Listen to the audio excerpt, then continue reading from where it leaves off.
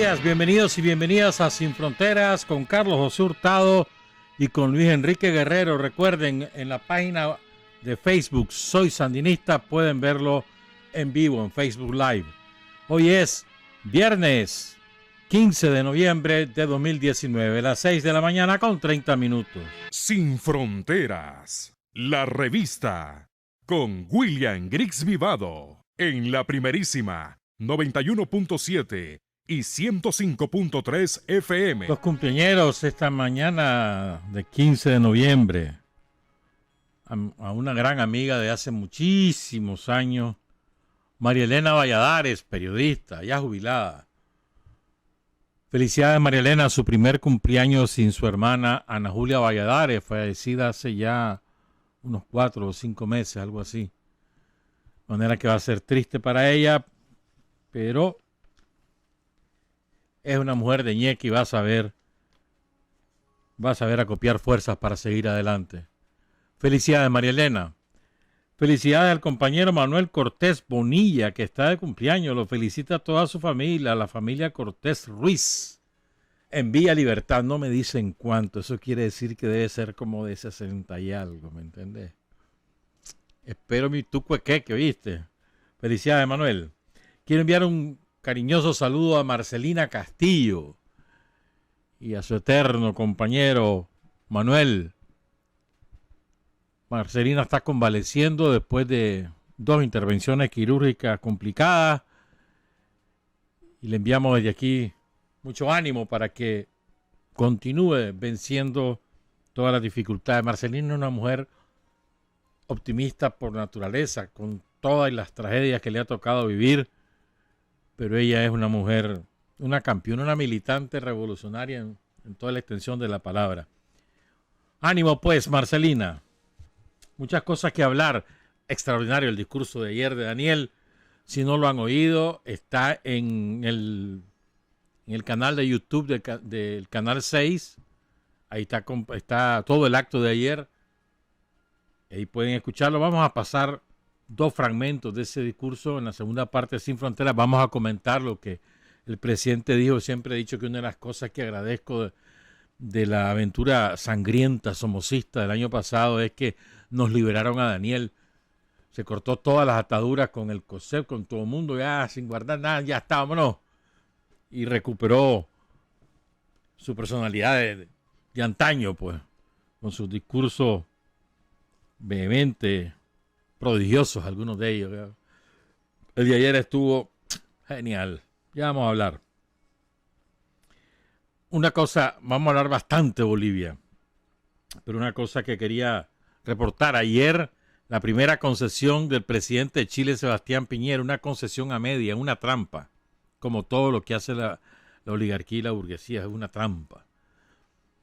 El pueblo chileno no le ha querido hacer caso a todas sus promesas y tampoco ha sido vencido por la represión. ¿Saben cuántos son los que van sin un ojo? Espérenme, que aquí tengo ese dato. Van 230, oficial. 230. La mayor parte de ellos menores de 30 años. Sin un ojo. Récord mundial. En 3 semanas. Bueno. Entonces el pueblo chileno ha seguido en las calles. Hizo un paro monumental el miércoles. Total. ¿Ya? Y unas manifestaciones por todos lados. Entonces, la primera concesión real que hace Piñera es ayer, pero con una trampa. Ayer anunció un referéndum para el próximo año que le van a pedir al pueblo chileno si quiere que se haga o no se haga una constituyente. La primera pregunta, y si la quiere, ¿quién la debe hacer? Si una asamblea constituyente electa para ese propósito o si el Congreso actual de Chile. Es una trampa, ¿por qué? Porque va a ser un referéndum para preguntar si la quiere, cuando está claro que la quiere. Entonces es una trampa, es para ganar tiempo, diluir la efervescencia popular, atemperar los ánimos y seguramente van a aprobar que se haga una constituyente y que además se haga con una asamblea expresa. Entonces ganan tiempo para reacomodarse, para reinventarse, a ver qué discursos sacan y ver si logran copar esa asamblea constituyente. Es una trampa. A ver qué dicen los chilenos, pues que eso no tiene cabeza. Ahí es la reacción natural de la gente. Pues se convocan y aparecen en una plaza, en otra plaza, no sé qué. Un día de esto botaron una de las estatuas de los conquistadores, de los asesinos españoles, de los que nos dan lecciones de democracia. Creo que Pedro de Alvarado, creo que era la que votaron, no me acuerdo, pues. Ahí vi yo los tucos de estatua que quedaron bien. Bien. Bueno. Entonces hablemos un poquito. Espérate. Mira, cuando decimos que no les vamos a permitir que vuelvan a hacerlo el año pasado, lo decimos en serio. Entonces, ayer hicieron varias acciones con el propósito de iniciar de nuevo la arremetida. Les cortamos las alas desde un principio, aun y cuando quieran ocupar los templos como sus cuarteles generales, para volver a guardar armas, entre otras cosas, aunque tengan de cómplice a curas borrachos o a obispos, no importa. No importa. No lo vamos a permitir. No van por las buenas, pues por las malas, mi hermano. ¿Qué le vamos a hacer? Pero no lo vamos a permitir. Ayer lo decía Rosario con toda claridad. No, la paz no la vuelven a perturbar. Ya está. Por si acaso, es que hay uno de ellos que no creen. Que es en serio. No, si es en serio. Si es en serio, no lo vamos a permitir. Y la policía tiene un sistema de inteligencia poderoso, hermano. Más tardan ellos en decidir una cosa que la policía saberlo. Entonces se anticipa todas sus acciones. Alguna que otra se escapa. Pues. Pero todo lo demás. Además, tiene copado todos esos instrumentos de ellos. Todos están infiltrados por la policía toditito. Altos dirigentes, ¿viste? ¿Qué nos pasa la información? Chavalitos, quieren que estoy jugando. Si nosotros somos expertos en conspiración. Bueno, después de eso, hablemos un poco de Bolivia. Miren, en la insurrección del pueblo boliviano contra la dictadura militar impuesta por Estados Unidos y la rancia oligarquía santacruceña y los narcos de Santa Cruz, en la insurrección popular que inició el lunes y va increciendo. Todos los días hay cada vez más gente en las calles. Ya van 13 muertos, incluyendo un líder campesino que lo desaparecieron el lunes. El cadáver apareció ayer en estado de descomposición. Lo tuvieron que sepultar de inmediato con su respectiva ceremonia dramática. De parte del alma ver esas cosas. ¿Verdad? Hay una auténtica insurrección del pueblo boliviano contra la dictadura militar. Una insurrección desarmada por ahora.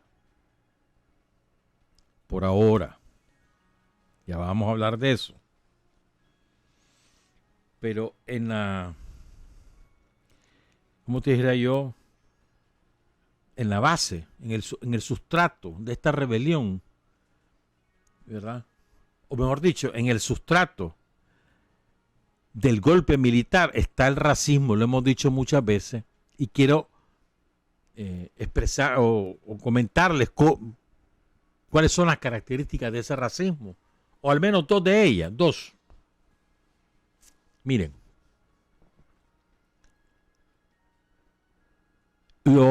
como Bolivia es un territorio riquísimo en minerales,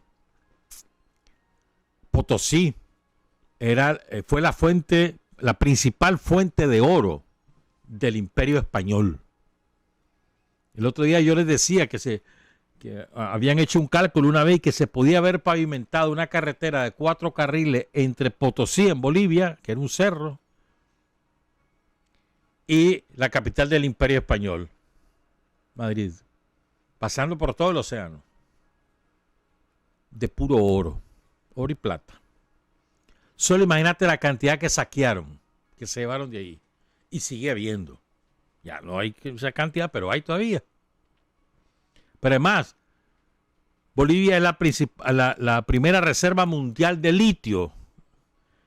¿Qué litio? De litio se hace la batería de los celulares. Es un metal valiosísimo en este momento por toda la revolución electrónica que ha habido. Entonces, como era la principal fuente de oro y plata para los criminales de España,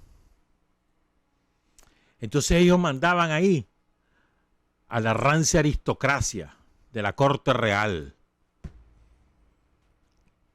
que ocupaban los principales núcleos urbanos de Bolivia, y que además llevaban en su genes no solo el sentimiento de superioridad racial que ellos inventaron, porque las razas las inventa el Imperio Español, no existían antes de eso, sino además la inspiración divina de ese sentimiento de superioridad. Entonces ellos alegan que Dios los ha hecho superiores a todos esos indios ignorantes.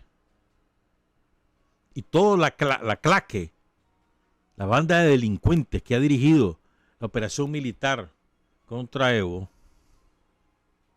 tiene esa característica ideológica, que es profundamente fascista. O sea, Hitler y ellos no tienen ninguna diferencia en términos ideológicos, ninguna. Y enarbolan a Dios y a su Biblia. O sea, ellos se han adueñado del discurso bíblico y han opuesto la Biblia a la huipara, ya vamos a hablar de eso. Es decir, han opuesto la Biblia a la cultura indígena, y es absolutamente falsa la contradicción, porque un éxito que tuvieron los españoles fue la suplantación de la cosmogonía, de las creencias de los pueblos andinos por las creencias católicas, en términos religiosos. ¿Ya? Entonces, el pueblo boliviano es profundamente católico, y ahora también hay muchos sectores que son evangélicos, como aquí en Nicaragua. Todavía no son mayoritarios los evangélicos, como aquí ya lo son, pero son muy importantes. Entonces, es una falsa dicotomía, indígena con católico, es falso.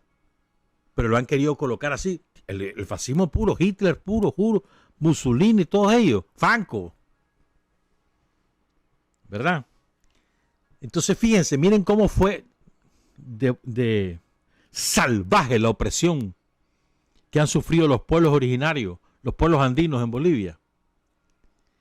Que en el siglo XIX, bueno, hasta el siglo XIX, les prohibieron a los indígenas utilizar su indumentaria de pueblos originarios.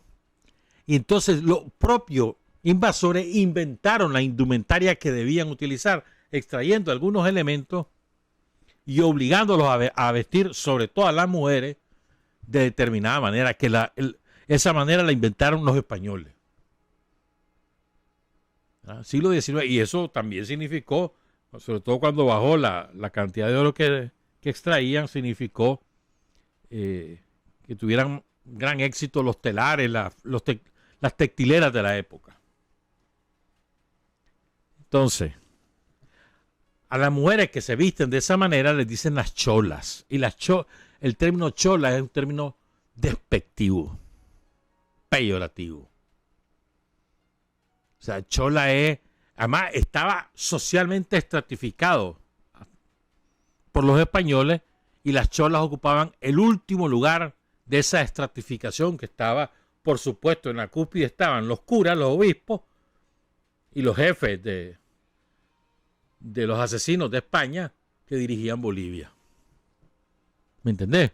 Blanquitos todos, por supuesto.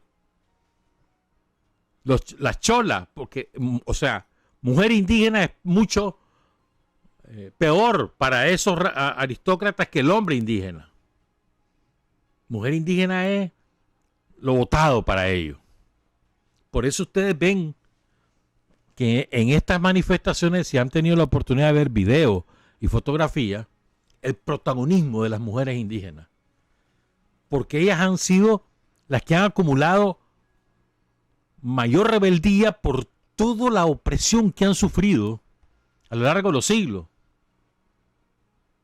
O sea, ellas han sido las principales víctimas de la opresión racista, económica, política, religiosa, de los blancos y de los blancoides, de los criollos que se creen más blancos que los blancos.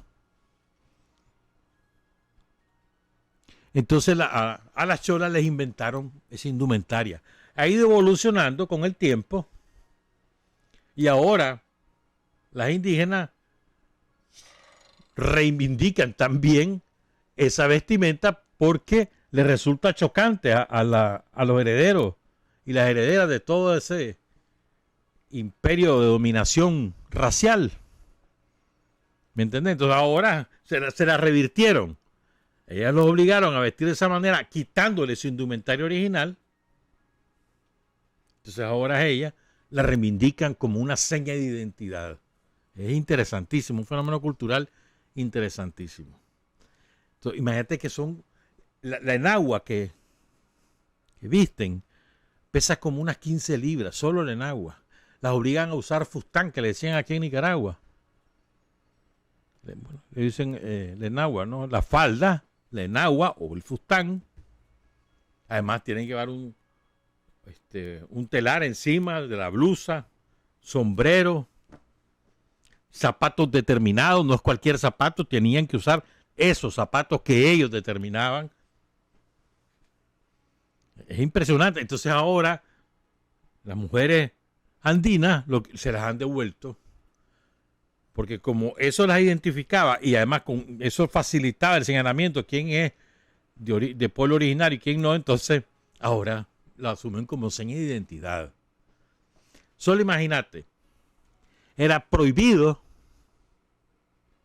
que alguien vestido con esa indumentaria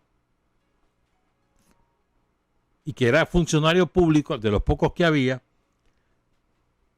pudiera ejercer su función vestido así. O sea, que una chola llegara vestida como chola a trabajar, por decir algo, de secretaria en un juzgado o en un ministerio o de enfermera o de lo que fuera. Prohibido. Y más aún, las obligaban a quitarse el sombrero, que es parte de la indumentaria, para poder ingresar a la iglesia, a cualquier lado, a un hospital, a cualquier lado. Eso cambió con dos fenómenos. Un fenómeno que ocurrió en la década del 70 y 80, finales 60, 70 y 80, con una mujer chola, de ahí de La Paz, de un sector de La Paz. Su nombre era Francisca Remedios Loza Alvarado. La Remedios Loza, así la conocían. ¿Por qué cambia? Porque ella ingresa en una radio y cambia la manera de hacer radio. Después la adopta como pupila un hombre que después se hizo muy conocido en la política, que era cantante, era locutor, le decían el compadre. Y hacen un programa radial que llegó a ser, que arrasaba en La Paz. Y cambió la manera de hacer radio en toda Bolivia, por su lenguaje llano, directo, olvidándose las formalidades. Entonces esta mujer que participa entonces en la fundación de un partido político, el partido se llamaba Conciencia de Patria. Conde Payá desapareció, pero logró ganar las elecciones en el 89, en el 92 y así, en La Paz y en el Alto.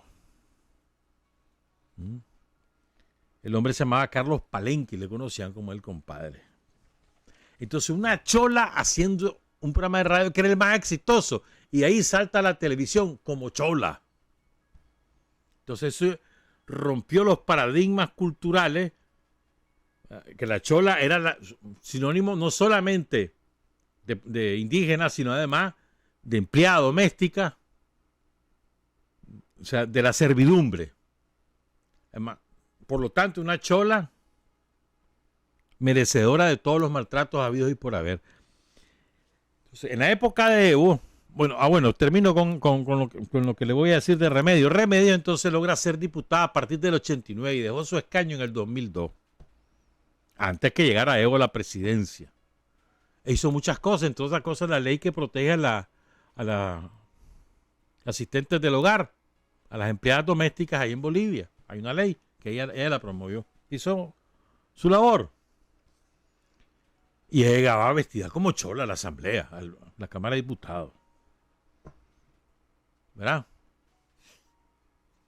Miren, en la época de Evo hay muchos indígenas que prosperaron con negocios y se convirtieron en empresarios. Incluso es divertido porque la gente que ha emigrado del campo, que son de los pueblos andinos, más o menos habitan en determinados sectores de las ciudades, o sea, son sus barrios. Entonces ahí tienen sus casas, grandes casas, pero como tienen reales, compran casas en los barrios de los españoles, de los ricos, de los blanquitos, y son ellos los que le alquilan las casas. Entonces su casero es una chola, ¿me entendés? Entonces eso los pone furiosos, ¿verdad? Pero no tienen más remedio, y la tienen que aceptar. Entonces hay cholas que son prósperas empresarias, profesionales destacadas. Y eso irrita a todos los blanquitos. Todo eso está en el sustrato del golpe militar. Incluso hay una famosa modista que se llama Glenda Ñáñez, andina, aymara. Entonces ella, ¿cómo se llamaría esto? Hizo elegante el trabajo de la chola y impuso toda una moda, una industria. Y tiene reales de verdad. Entonces, casada con un dirigente del MAS. Entonces, hasta me da tos de la risa, porque es que, entonces ella matriculó a sus hijos en un colegio privado. Eso de alcurnia, ¿me entendés? Elegantísimo. Pero ella no llegaba de chola al colegio.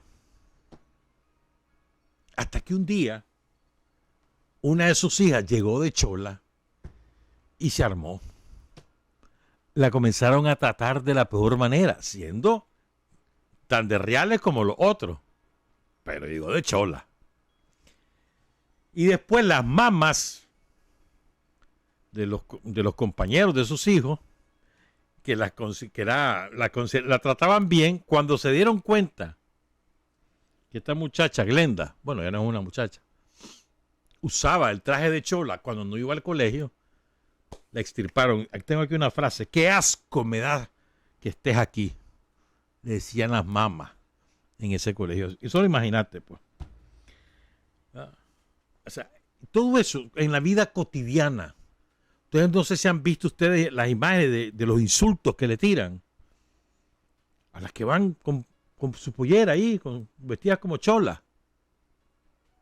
Al principio del golpe militar fueron muy famosas, golpeaban a indígenas, golpeaban a andinas que andaban como con sus polleras, las cholas, como una expresión de superioridad racial y porque se sabían amparados por la policía y el ejército. Desde ese momento ya se sabía que ni la policía ni el ejército iban a defender a Evo. Pero se creía que iban a llegar hasta ahí, que no lo iban a defender, pero que tampoco lo iban a atacar, pero ya pasaron a la otra fase.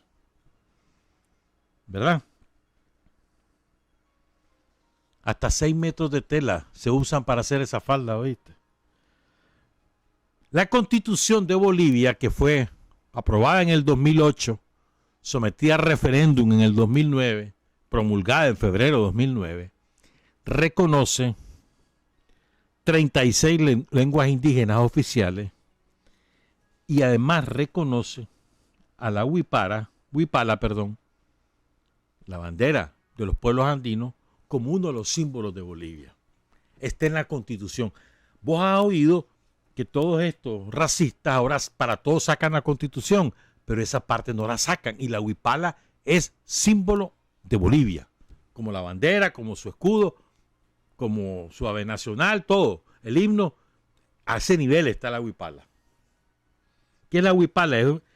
Oigan esto, es una bandera de 49 cuadros y 7 colores unidos.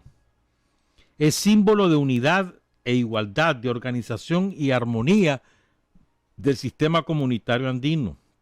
Hay variantes de huipala, no solamente en Bolivia, en Ecuador, en Argentina, en el Perú, por ejemplo. Y hay distintas huipalas, como te digo. Para los aymaras, la huipala es la expresión del pensamiento filosófico andino. En su contenido manifiesta el desarrollo de la ciencia, la tecnología y el arte. Es la expresión dialéctica del Pachacama y del Pachamama. Es la imagen de organización y armonía, de hermandad y reciprocidad en los Andes. Por eso la huipala es sagrada. Y entonces, una de las cosas que hace el maldito ese, que es el paramilitar Camacho, cuando ingresa a la casa presidencial, Palacio de los Quemados, ahí en La Paz, quema la huipala. Pone la Biblia y dice, no queremos más Pachamama, aquí nunca más la Pachamama. ¿Te acordás de eso? Ese es todo el trasfondo. Es importante que tengamos estos elementos. Pueden investigar, hay mucha información al respecto, para que entendamos todo el sustrato ideológico y cultural que hay debajo de toda la arremetida golpista en Bolivia. Claro, el objetivo es apoderarse del litio, del gas, del oro, del estaño. Bolivia es la principal reserva mundial de estaño, también el principal productor de estaño. Sí, es muy importante. Esto es de reales también, pero para enmascarar todos esos intereses económicos, tienen todo lo del racismo. ¿Sí me explico, verdad? Espero que sí. Entonces, yo les quiero presentar, esta mujer, Remedios Loza, que no era evista, respaldó al gobierno de Evo por sus hechos a favor de los indígenas, pero no es que era del MAS, para nada. Murió de cáncer ya. El año pasado, murió en diciembre, de cáncer en el estómago. Entonces, 5 semanas antes que ella muriera, le rindieron un homenaje en la Asamblea Legislativa de Bolivia. Le dieron una medalla, y muy entusiasta toda la Cámara de Diputados y la Cámara de Senadores, porque fue una sesión conjunta. Y el discurso fue muy bonito, el discurso de ella. Su último discurso. Les voy a presentar 5 minutos para que vean cómo la visión del pueblo originario trasciende los límites políticos partidarios. O sea, es a todas las comunidades autóctonas andinas que tienen distintas opciones políticas, pero que tienen una identidad única de carácter andino. Vamos a escuchar entonces 5 minutos de ese discurso de Remedios Loza. Quiero decir esta frase de la Biblia. A los hombres los conoceréis por sus hechos, a los árboles por sus frutos. Y estos son los frutos y los hechos que la democracia nos da. Quiero decir que la lucha de todas, de todos, y la mía especialmente, ha sido tan vehemente. A ustedes les digo, queridas hermanas, tengan una fe, tengan ese amor a la patria, no amor al poder ni al dinero. Estamos aquí para pelear.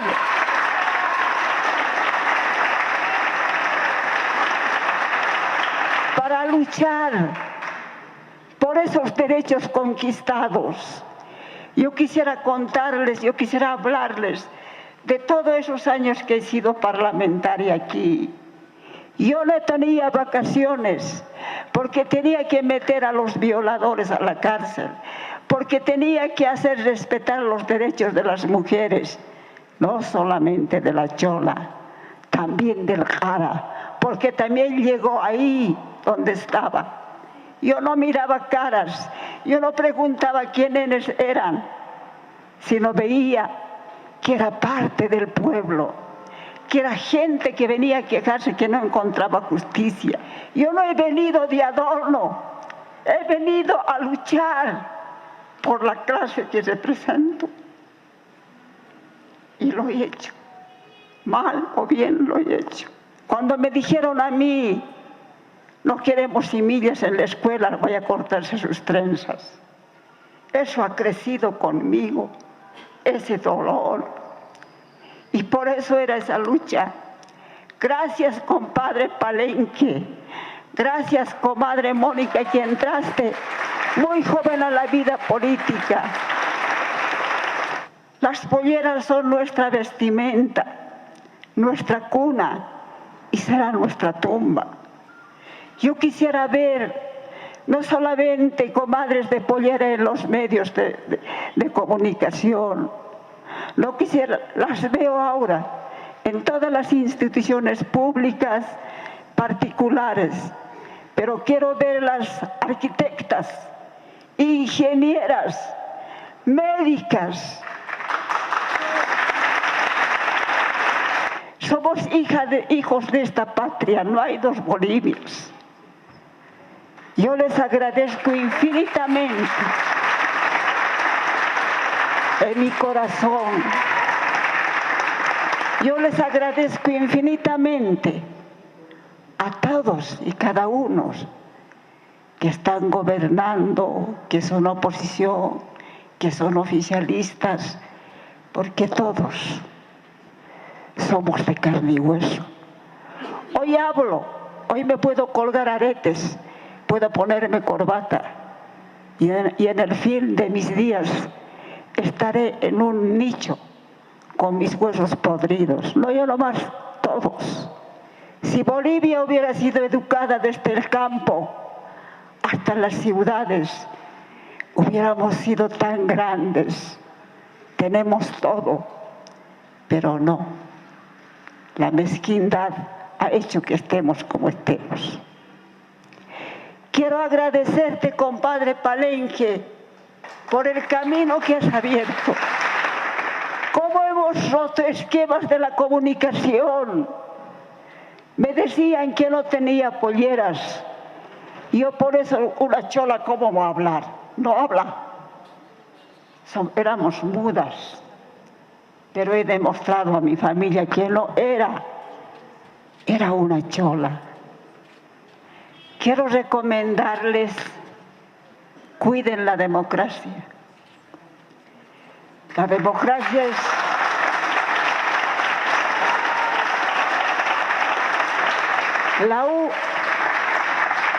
la única que nos puede dar el poder o la lucha para defender nuestros derechos. Quisiera agradecer a todos y cada uno por este reconocimiento que me han hecho.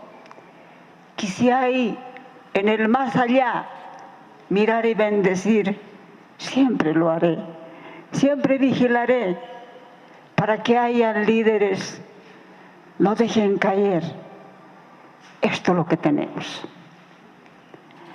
Muchas gracias. Que Dios les bendiga. Remedios Loza.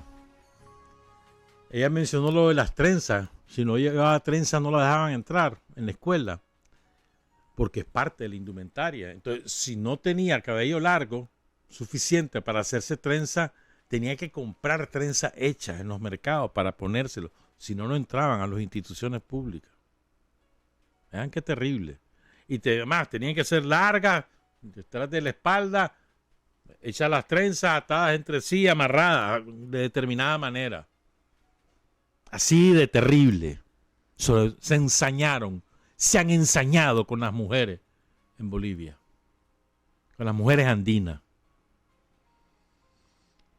Y quería también rápidamente, porque nos está comiendo el tiempo, solo menciono rapidito lo que significan los colores de la huipala, la bandera esta de 49 cuadros, que la ven ustedes con frecuencia. Se veía también en las manifestaciones de Ecuador, lo recuerdan. El rojo representa el planeta Tierra. y el desarrollo intelectual. El naranja representa la sociedad y la expresión de la cultura y la procreación de la especie. El amarillo representa la energía y la fuerza, los principios morales del hombre andino. El blanco representa el tiempo y la dialéctica, la expresión del desarrollo y la transformación permanente. El verde representa la economía y la producción andina, es el símbolo de las riquezas naturales de la superficie y el subsuelo. El azul representa el espacio cósmico, el infinito, la expresión de los astros y los efectos naturales que se sienten sobre la Tierra. El violeta representa a la política y la ideología andina, es la expresión del poder comunitario de los Andes, el instrumento del Estado. Y recuerden, ¿verdad? Cuando se va a izar la huipara, tiene que ser en total silencio el público. Y cuando terminan, cuando ya llega a la cúspide cuando terminan de izar la bandera, entonces se grita Hayaya Cuyana Marca, que significa vivan los pueblos andinos. Y recuerden que también están los famosos principios. Yo lo recuerdo mucho cuando te la primera vez que asumió Evo, cuando ganó con el 53%, aquella ceremonia de los pueblos indígenas. Y él proclamó los principios de Amasúa, Amayuya, Amaqueya. ¿Te acordás? No robes, sé honrado. No mientas, di la verdad. No seas haragán, ocioso. Trabaja mucho. Los 3 principios que los citó Evo cuando lo acusaron de fraude. ¿Cómo voy a robar yo elecciones si me rijo por esos principios? Decía Evo. Regresamos, son las 7:11. Hay hombres que luchan un día y son buenos. Hay hombres que luchan un año y son mejores. Pero hay hombres que luchan toda la vida. Esos son los imprescindibles. 7:15 a.m. Ayer hubo una cosa muy importante en Bolivia. Volvió a instalarse la Asamblea Nacional, tanto la Cámara de Senado como la Cámara de Diputados. ¿Se acuerdan? Cuando quisieron sesionar se los impidieron los guardias. Pues bueno, ayer lo lograron. Eligieron una nueva presidenta del Senado porque la que estaba, la Adriana Salvatierra, una chavala, ella renunció, aunque no lo hizo oficial ante la Cámara, pero estaba esa imagen pues de que ella había renunciado. Entonces eligieron una nueva presidenta, cuyo nombre es Eva Copa. Y eligieron a un nuevo presidente de la Cámara de Diputados, que es Sergio Choque. ¿Cuál es la característica de ambos? Los dos son de la ciudad del Alto. La ciudad del Alto está más poblada que La Paz, que no es la capital oficial. La capital oficial es Sucre, ¿verdad? Bueno, la ciudad más relevante es La Paz. Entonces, pero tiene más habitantes el Alto que La Paz, y el Alto es la puerta de entrada para bajar a La Paz, porque La Paz queda en un valle y el Alto está a 3.800, 4.000 metros de altura. 3.200 está La Paz. Imagínate el frío que ahí hace, hermano. A cualquier hora, ¿oíste? Caminar ahí es un sacrificio para los que no nos hemos criado en esos ambientes. Pues. Hace muchos años que estuve en Bolivia. Entonces esto es muy importante porque ahora viene la sesión del Congreso boliviano para conocer la renuncia de Evo y de Álvaro García. Según el artículo, ya les voy a decir porque lo tengo eso, me puse a investigar, según el artículo 161, las cámaras se reunirán en Asamblea Legislativa Plurinacional, es decir, se fusionan, sesionan juntas. Entre otras cosas, el punto 3 dice del artículo 161, admitir o negar la renuncia de la presidenta o del presidente del Estado y de la vicepresidenta o del vicepresidente del Estado. ¿Estamos claros? En este caso va a conocer la renuncia de Evo y de Álvaro. Entonces, tiene que decir si las acepta o no. Primer punto. Y el artículo 169, vamos a suponer que las acepta, dice: en caso de impedimento o ausencia definitiva de la presidenta o del presidente del Estado, será reemplazada o reemplazado en el cargo por la vicepresidenta o el vicepresidente, y a falta de este, por la presidenta o el presidente del Senado, y a falta de este, por el presidente de la Cámara de Diputados. En este último caso, en el caso de que quien sustituya una vez, si se aceptara la renuncia de Evo al presidente de la República, ser el presidente de la Cámara de Diputados, tienen que haber elecciones en un máximo de 90 días. Ahí está el procedimiento constitucional, Estado de Derecho puro y duro. No hay manera, hermano. Por muy corte constitucional que bautice, aplican esto y ese es lo que hay, el procedimiento a seguir. Entonces es muy importante. Ayer Daniel abordó en la reunión del Consejo Político del ALBA, vino el canciller boliviano, vino el canciller venezolano y vino en representación de todos los miembros del ALBA. Entonces abordó dos cosas muy importantes. Yo les voy a poner dos fragmentos, pero no en el orden que lo dijo, sino al revés. En este primer fragmento, Daniel aborda lo que fue el golpe en Bolivia. Ya. Es decir, ¿qué fue lo que ocurrió en Bolivia? Y de qué manera, o mejor dicho, ¿por qué es que lo calificamos como un auténtico golpe militar? Daniel Ortega. Después que le dan el golpe a Evo con la amenaza militar, que es una amenaza de muerte,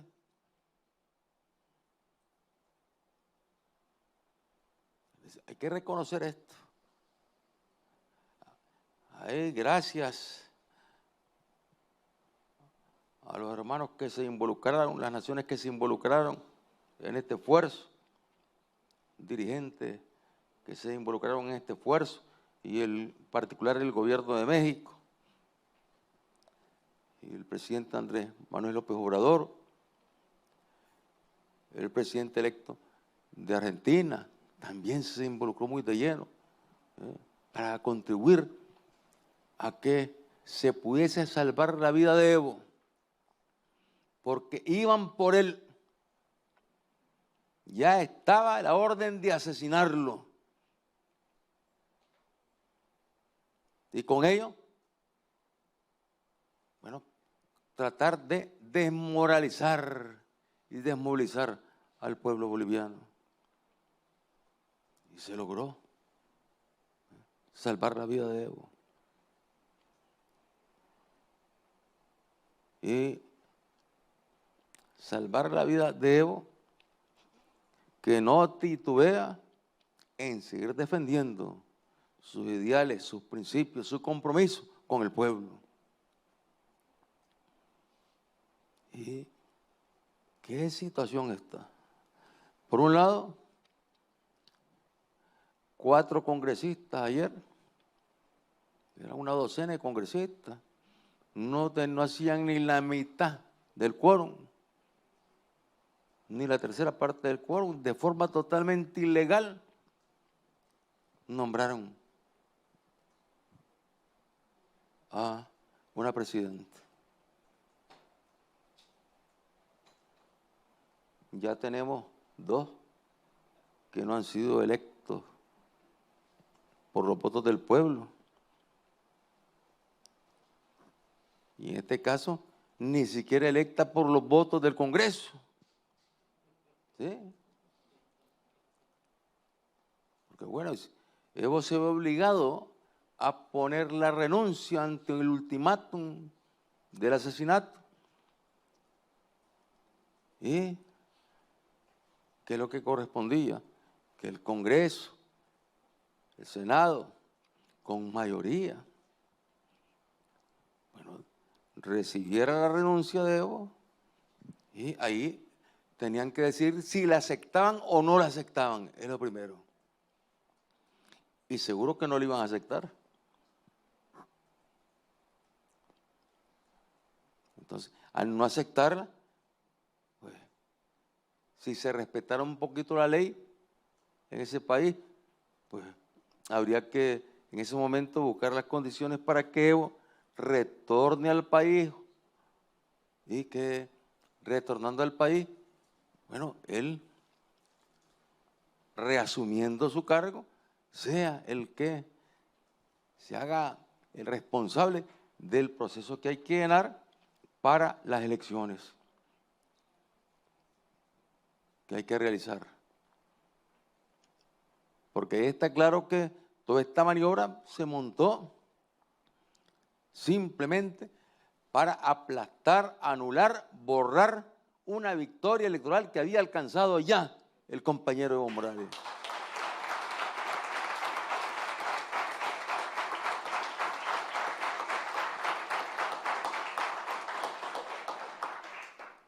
Él ganó esa elección y se la robaron. Como él no iba a aceptar tranquilamente ese robo que era robarle al pueblo boliviano, entonces vienen las armas, vienen los fusiles, los cañones, los tanques, ¿en manos de quién? En manos de un ejército donde habrán hombres buenos, habrán hombres nobles, habrán hombres valientes, pero donde la cúpula está totalmente entregada y vendida al imperio.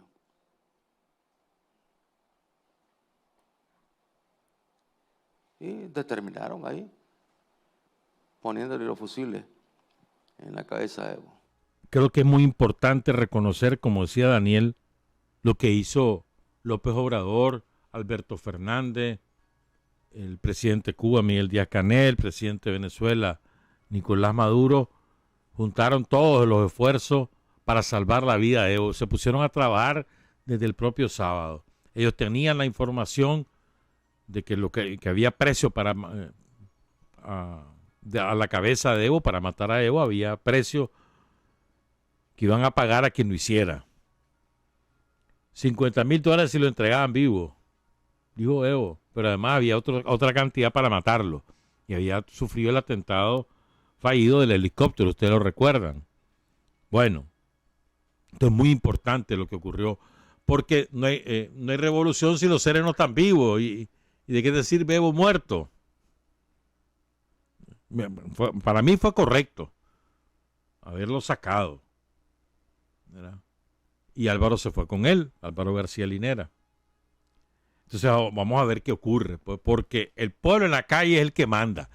La derecha no ha sacado la cara, más que con sus medidas manu militari, con una payasa que pusieron ahí de presidenta, con sus 11 payasitos, sus 11 títeres.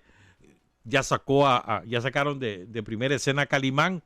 Yo no descartaría que la oficialidad media del ejército boliviano diga un hasta aquí, yo no sigo reprimiendo, fuera los generales y que se parte ese ejército. No lo descarto. Es probable que eso ocurra. Sobre todo porque la oficialidad media y las clases del ejército boliviano están más vinculadas a los sectores populares. Habría que ver qué va a pasar ahí. Lo mismo ocurre con la policía. O sea, como decía Daniel, eso no es un cuerpo, o sea, hay gente buena también. La cúpula, evidentemente, los generales, sí, yo no sé qué otros rangos, los coroneles, los generales, seguramente todos ellos, o la mayoría de ellos, están vendidos. Pero hay que ver qué pasa con el resto de la oficialidad del ejército boliviano. Y recuerden, el ejército boliviano es el que mató al Che. En su origen está eso. ¿Se acuerdan que se pusieron bravos cuando Evo autorizó que llegara una misión de Cuba a recuperar los restos del Che y que después hizo el mausoleo ahí en Santa Clara al Che? Hubo un malestar en el ejército boliviano. Ahí impuso su autoridad como presidente Evo Morales para poder lograr ese rescate. Bueno, entonces vamos a la segunda parte, que me imagino que ahorita es noticia mundial, ¿me entendés? Porque no lo dice Perico de los Palotes, lo dice Daniel Ortega. Tengan cuidado, no jueguen con fuego. Si esta es la vía que van a escoger, la del golpe militar, para hurtar los triunfos populares, no nos va a quedar más remedio que la lucha armada. Y de paso, recuerda que toda revolución tiene sus características diferentes y que no se pueden estar equiparando unas con otras. Y también recuerda la importancia de las armas como garantía de un proceso político de cambio. Daniel Ortega. Primera revolución que por una vía que había intentado ya Salvador Allende y que había sido derrocado, va Chávez por esa vía y alcanza la victoria 20 años después del triunfo de la revolución sandinista. Y luego vino el golpe. Si esto que está pasando con Evo no es nada nuevo, vino el golpe contra Chávez. Y claro que ahí fue determinante la fuerza del pueblo, pero también el hecho de que Chávez venía del ejército y era un soldado hijo de Bolívar. Y le da entonces a Chávez una fuerza sobre el ejército venezolano, como para darle la mayor seguridad de que ese ejército, aun en las peores condiciones como las que se vivieron cuando el golpe, donde la cúpula traicionó y ya lo iban a asesinar, luego pueblo, ejército unido rescataron a Chávez.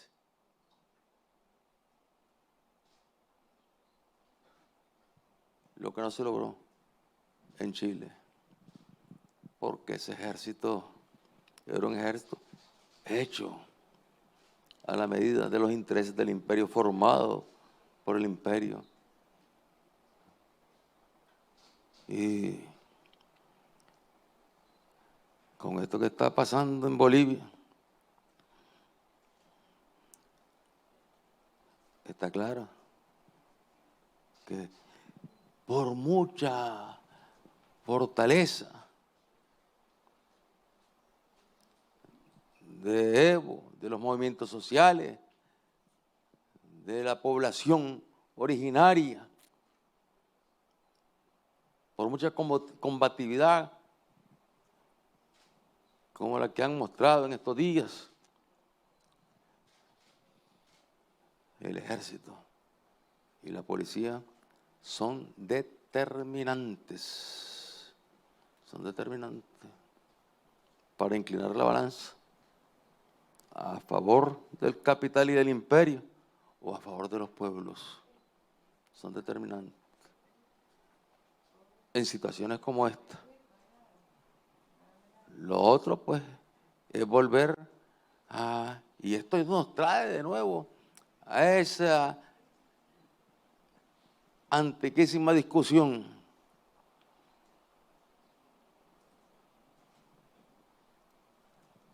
la discusión que se daba cuando estábamos en la lucha en América Latina y donde habíamos optado las fuerzas revolucionarias latinoamericanas, la mayoría habíamos optado por ir por la lucha armada.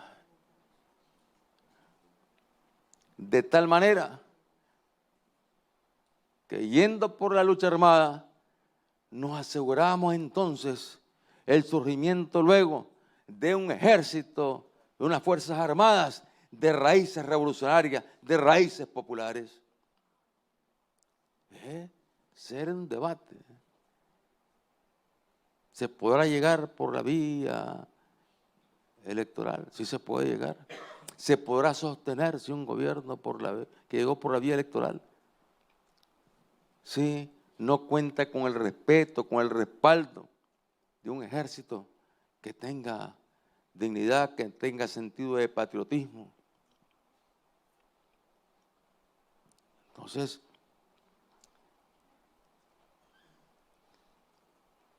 realmente Evo hizo una hazaña. Haber logrado hacer gobierno durante 13 años, haber logrado un crecimiento económico, porque en los índices económicos en América Latina y el Caribe, éramos 3 países los que aparecíamos ya en el fondo del barril: Haití, Nicaragua y Bolivia. Los más empobrecidos. Los más empobrecidos. Pero por otro lado, en los indicadores económicos de los organismos, cuando hablan de estos países, hay crecimiento económico. Un crecimiento económico, y todavía hay algunos aquí en Nicaragua que se sienten con el valor de decir que nunca ha habido crecimiento económico tan bueno como el que había en la época de Somoza, con 60% de analfabetismo. Crecimiento económico cometiendo el crimen de mantener al pueblo en el analfabetismo, sin educación, sin salud, mortalidad infantil disparada. Pero es que ellos miden nada más los números. Y como están sostenidos por el imperio, armados por el imperio, entrenados por el imperio, financiados por el imperio, entonces, bueno, dura un buen rato. Y cuesta derrocar a esos gobiernos por la vía revolucionaria armada. Cuesta. Que se fijen bien lo que están haciendo los imperialistas de la tierra aquí en Bolivia. Que se fijen bien. Y la señal que le están dando a América Latina, porque hemos apostado a la vía electoral, pero creo que lo de Bolivia es una prueba de fuego para que se pueda sostener la mínima confianza en la vía electoral. De lo contrario, los pueblos se sentirán con todo el derecho, la obligación de buscar las armas para tomar el poder por la vía revolucionaria.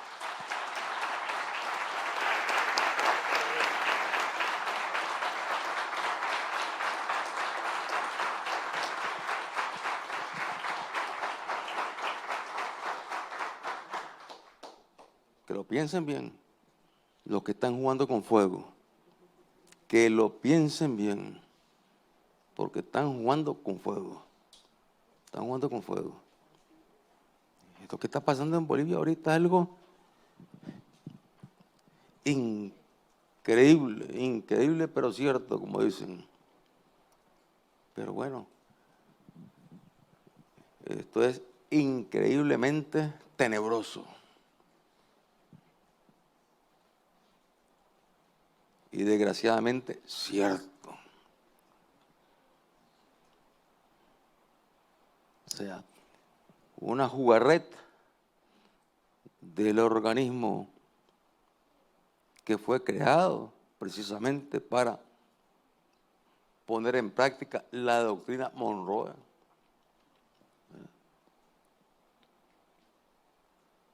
Una jugarreta, una trampa bien montada.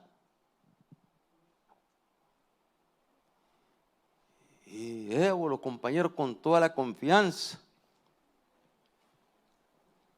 Y es explicable porque la ruta que ellos venían transitando y que seguían transitando es la ruta de la vía electoral.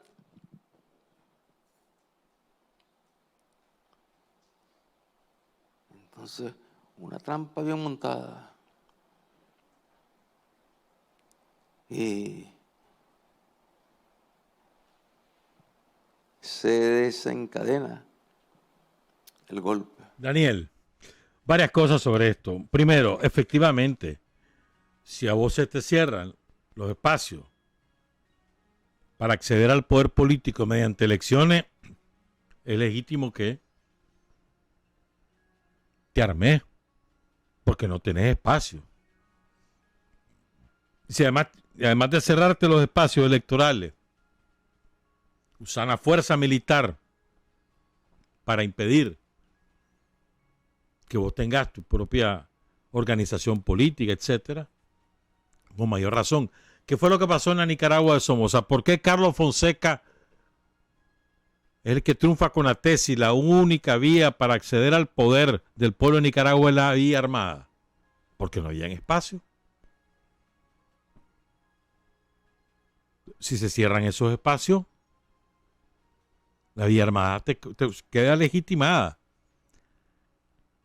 En Bolivia, en Chile, en Ecuador, donde quiera que ocurran estas cosas. Y por eso es muy importante la advertencia que hace Daniel. Tengan cuidado, y se lo está diciendo los gringos. Tengan cuidado. Ustedes están jugando con fuego. Si continúan por esa vía, después no se quejen. Porque van a desatarse otra vez los procesos de lucha armada, los procesos guerrilleros. El último conflicto que nominalmente se le puso una firma por la paz es el de Colombia. Y ustedes saben que van asesinando indígenas y exguerrilleros de la FARC todos los días del mundo. Asesinan un indígena, un líder indígena cada 3 días en Colombia. Y además, luchadores sociales y además exguerrilleros de la FARC. Ya han más de 700 asesinados. Pero bueno, ahí en Colombia está perfectamente validada la opción armada si le cierran los espacios electorales y ya están cerrados los espacios políticos. Recuerden, segundo punto, o sea, vos podés tener control de las armas de un Estado si esas armas del Estado han sido construidas por fuerzas revolucionarias. De lo contrario, no los tenés. Cuba y Nicaragua el mejor ejemplo. Pero también está la Unión Soviética que lo heredó Rusia. El Ejército Rojo es fruto de la Revolución de Octubre. O el Ejército de China, fruto de la Revolución de Mao. O el Ejército de Vietnam, fruto de la Revolución de Ho Chi Minh. El Ejército Popular Sandinista, fruto de la Revolución Popular Sandinista. La única excepción de toda esa regla es la que mencionaba Daniel, la de Chávez en Venezuela. Por una razón poderosa. Chávez era militar. Y Chávez transformó el ejército desde adentro porque lo conocía. De memoria. Depuró y aún así,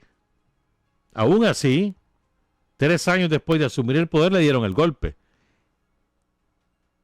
Si no ha sido porque algunos oficiales leales y por el pueblo venezolano, a Chávez lo hubieran asesinado al día siguiente, si esa era la orden. Y lo logran salvar y el pueblo venezolano lo logra salvar. Por eso celebran el Día de la Unión Cívico-Militar. Ese nefasto día de abril, me acuerdo yo que nos tocó transmitir eso, tanto el golpe como después la recuperación del poder de Chávez aquí en la radio. Fue un sábado, me acuerdo bien. Entonces, armas para defender el poder constituido cuando el gobierno lo ocupa una fuerza progresista, revolucionaria, de izquierda, solamente si son armas fruto de una revolución. Si no, ocurre lo que estamos viendo en Bolivia y lo que puede ocurrir en México. Ojo, que a López Obrador se la tienen montada desde el primer día, desde el día siguiente que ganó las elecciones, en julio del año pasado. Desde el día siguiente que ganó las elecciones, se le empezaron a montar.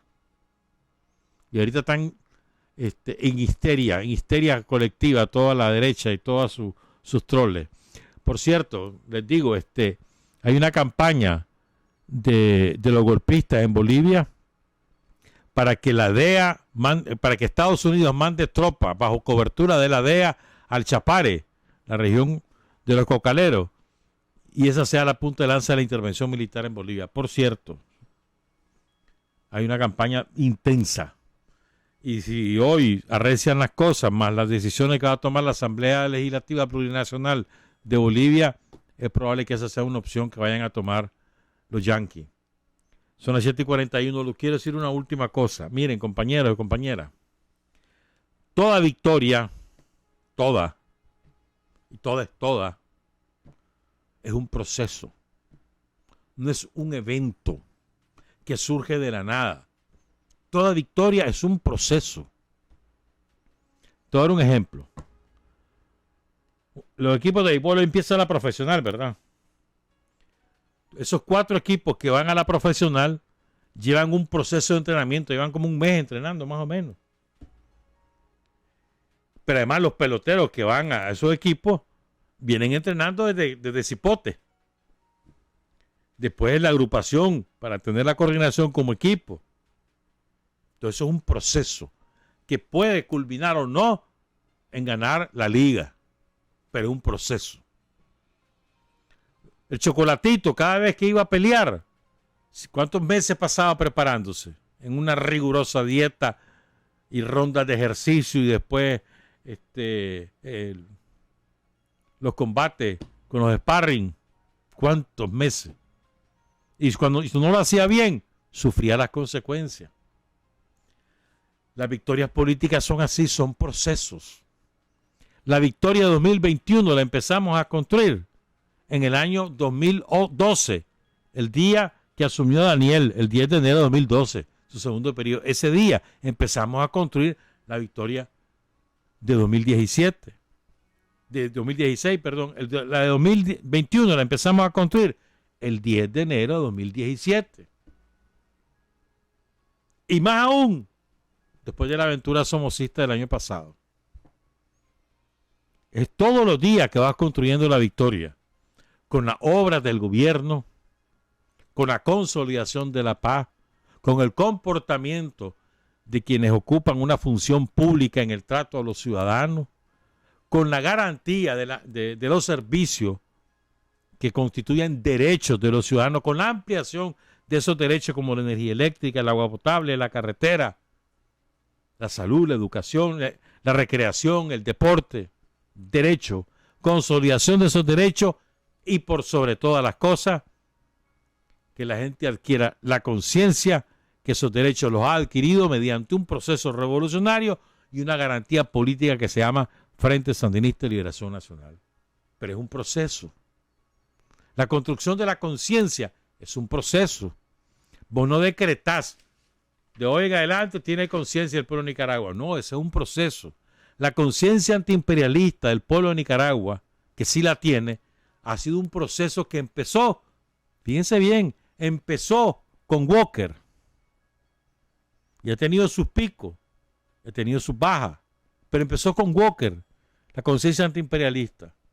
La fortaleció Celedón, la llevó a su máxima expresión Sandino, la recuperó Fonseca y la hemos sostenido en el tiempo con Daniel a la cabeza después de la caída de Fonseca. La conciencia antiimperialista es un proceso que lleva 170 años.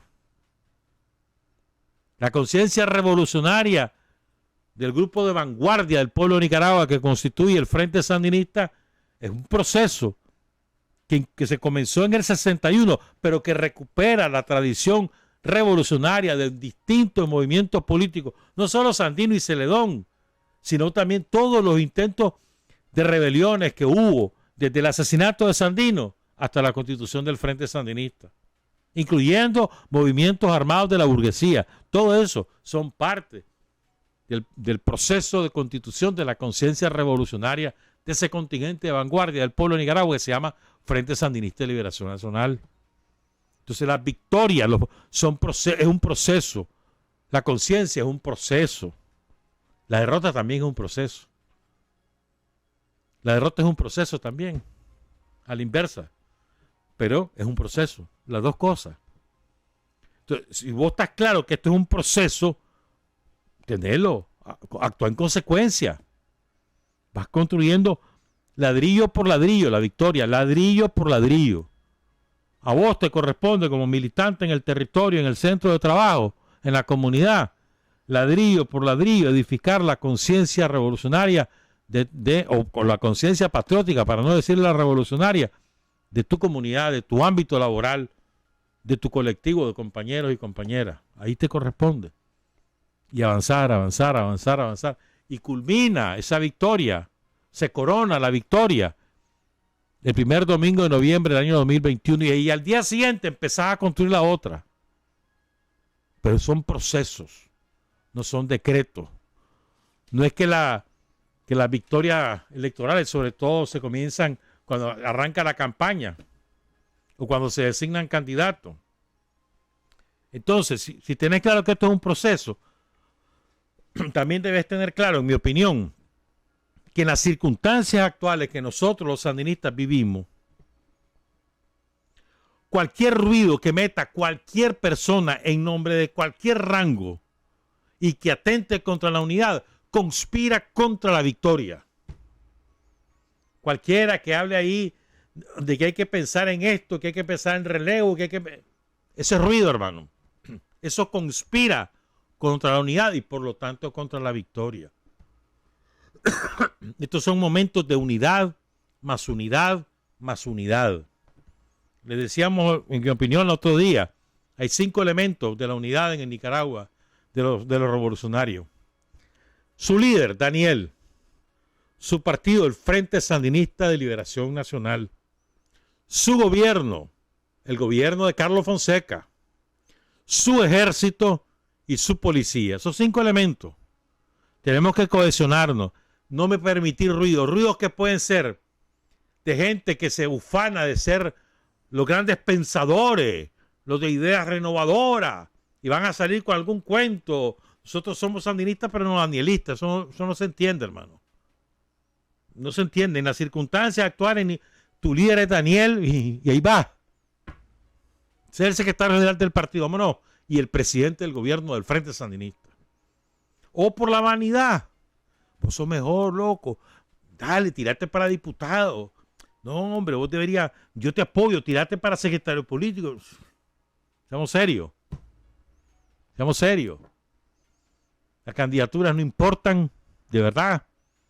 Ya llegará el momento en que se decidan y habrá procedimientos para eso. ¿Para qué le pones mente a eso?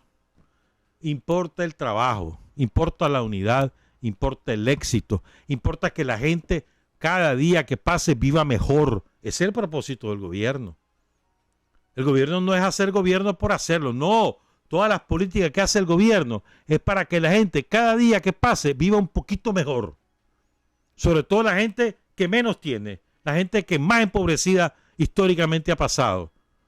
Entonces, si la energía eléctrica es lo que necesita, pues la energía eléctrica es la que hay que ponerle. Si lo que necesita es un centro de salud, pues un centro de salud es el que hay que construirle. Si lo que necesita es la ampliación de su escuela, pues hay que ampliarle la escuela, lo que sea. Pero que la gente cada vez viva mejor. ¿Cuál es ahora lo que te impide la vida mejor ahorita? La crisis económica. ¿Causada por quién? Por el somocismo. Bueno, esas son las causas. Le toca al gobierno empujar la solución, porque con los somocistas no podemos contar. Y el gobierno viene haciendo su pegue. Nos toca a nosotros fortalecer ese. ¿Me entendés? Pero el objetivo de nosotros, los sandinistas, no es ejercer el poder por ejercerlo. Para decir que mandamos. No, pues eso no sirve para nada.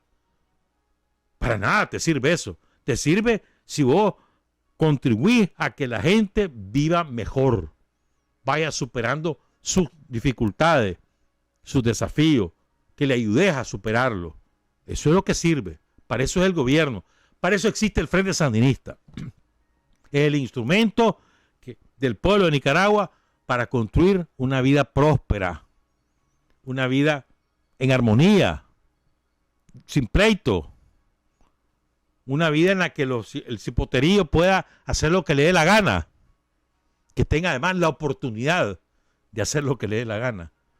Porque muchos no tuvimos esa oportunidad. Por menos que el chavalidío tenga esa oportunidad de hacer lo que le dé la gana. Estudiar lo que le dé la gana, desarrollarse en lo que le dé la gana. Para eso trabajamos. Nosotros no trabajamos para el poder como poder, porque eso, para un sandinista o para alguien que aspira a ser revolucionario, eso no sirve para nada. Les quiero recordar una frase que dijo Álvaro García Linera. Otro día vamos a hablar de Álvaro García. Ese es un ejemplo de lealtad. Les recuerdo esta frase. Tocan tiempos difíciles, pero para un revolucionario los tiempos difíciles son su aire. De eso vivimos, de los tiempos difíciles. De eso nos alimentamos, de los tiempos difíciles. ¿Acaso no venimos de abajo? ¿Acaso no somos los perseguidos, los torturados, los marginados de los tiempos neoliberales? La década de oro del continente no ha sido gratis. Ha sido la lucha de ustedes, desde abajo, desde los sindicatos, desde la universidad, de los barrios, lo que ha dado lugar al ciclo revolucionario. No ha caído del cielo esta primera oleada. Traemos en el cuerpo las huellas y las heridas de las luchas de los años 80 y 90. Y si hoy, provisionalmente, temporalmente, tenemos que volver a esas luchas de los 80, de los 90, de los 2000, bienvenido. Para eso es un revolucionario. Luchar, vencer, caerse, levantarse, luchar, vencer, caerse, levantarse, hasta que se acabe la vida. Ese es nuestro destino. Álvaro García Linera. Trabajar, avanzar, combatir, vencer. Patria y libertad. Revolución es sentido del momento histórico. Es cambiar todo lo que debe ser cambiado. Es igualdad y libertad plenas. Es ser tratado y tratar a los demás como seres humanos. Es emanciparnos por nosotros mismos y con nuestros propios esfuerzos. Es desafiar poderosas fuerzas dominantes dentro y fuera del ámbito social y nacional. Es defender valores en los que se cree, al precio de cualquier sacrificio. Es modestia, desinterés, altruismo, solidaridad y heroísmo. Es no mentir jamás ni violar principios éticos. Es convicción profunda de que no existe fuerza en el mundo capaz de aplastar la fuerza de la verdad y las ideas.